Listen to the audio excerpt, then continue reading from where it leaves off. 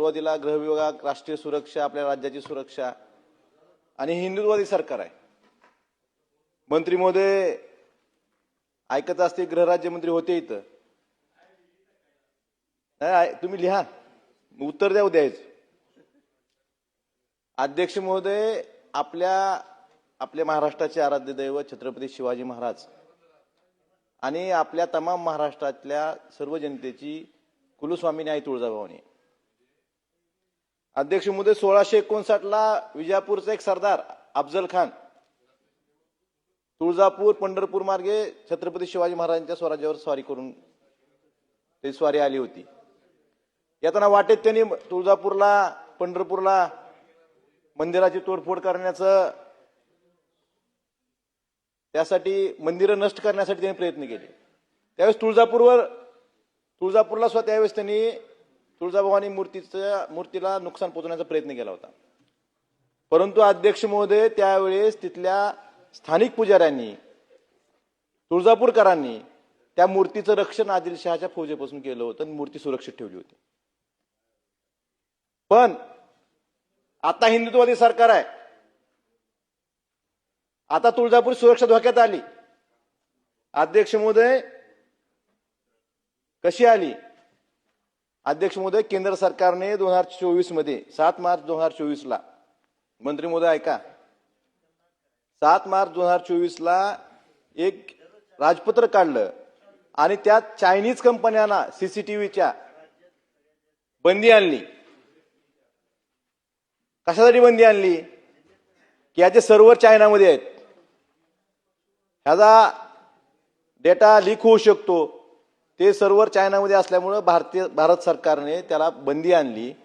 पण आपल्या गृह विभागामार्फत एक काम झालं, सीसीटीव्ही तिथं आता सीसीटीव्ही बसवले 64 ठिकाणी. आणि कुठले सीसीटीव्ही बसवलेत? हे चीनी कंपनीचे. मंत्री महोदय, इनव्ह्यू नावाच्या कंपनीचे सीसीटीव्ही बसवलेत. ही कंपनी कुठली? चीनची. आणि केंद्र सरकारने 2024 मध्येच standardization testing and quality certification STQC हे नॉर्म्स लागू केले होते. आणि स्पष्ट असे आदेश होते केंद्र सरकारचे की ज्या कंपन्या STQCच्या इम्पॅनलमेंट मध्ये आहेत त्यांचे सीसीटीव्ही बसवायचे. मग तुळजापूरमध्ये सीसीटीव्ही बसताना केंद्र सरकारच्या नियमाचं पालन का केलं गेलं नाही? ह्याचं उत्तर सरकारने देणं गरजेचं आहे. तुम्ही अयोध्येतल्या रामाच्या दानपेटीत पण चोरी होते आणि इथं आई तुळजाभवानीची सुरक्षा धोक्यात आपण घालताय. हे हिंदुत्व आहे का आपलं? हिंदुत्ववादी मतदारांनी आपल्याला मतदान केलं, हिंदुत्ववादी सरकार म्हणून निवडून दिलं, आणि आपण आपल्याच मंदिराची सुरक्षा धोक्यात घालतोय. हेच हिंदुत्व आहे का? हा प्रश्न सर्व हिंदू समाजाला पडलेला आहे. अध्यक्ष महोदय, याबाबत STQC मध्ये इम्पॅनलमेंट नसताना सुद्धा त्या ठिकाणी सीसीटीव्ही बसवले गेले. आणि ह्याची कार्यान्वित यंत्रणा कोण आहे? अध्यक्ष महोदय, मंत्री महोदय, गृह विभाग कार्यान्वित यंत्रणा आहे. म्हणजे ज्यांच्याकडे सुरक्षेची जबाबदारी असते त्यांना तर माहित पाहिजे ना केंद्र सरकारचे गाईडलाईन्स काय आहेत. भ्रष्टाचार तुम्ही रस्त्यात करता, पुलात करता, कशातही करता, पण देवाला तरी सोडा. देवाला तर सोडलं पाहिजे ना. आपल्या महाराष्ट्राची कुलस्वामिनी आहे, त्या ठिकाणी सुद्धा तुम्हाला भ्रष्टाचार करावा वाटतो, त्या ठिकाणी सुद्धा पैसे खावं वाटतात. ह्यापेक्षा महाराष्ट्र दुर्दैव कुठलं जाऊ शकत नाही. त्यामुळे अध्यक्ष महोदय, माझी विनंती आहे की याची SIT चौकशी झाली पाहिजे.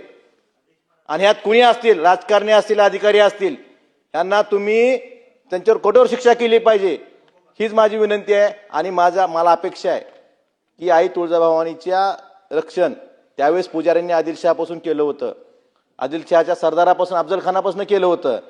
परंतु आपल्या हिंदुत्ववादी सरकारमध्ये जर आई तुळजाभवानीची सुरक्षा धोक्यात येत असेल, उद्या चीनची कंपनी आहे, चीनची कंपनी पाकिस्तानला डेटा पुरवू शकते. हा धोका आपल्या लक्षात येत नाही का? त्यामुळे याची चौकशी झाली पाहिजे, SIT नेमली पाहिजे आणि दोषी आहेत त्यांच्यावर कठोर कारवाई केली पाहिजे. ही मागणी मी आपल्या माध्यमातून सरकारला करतोय.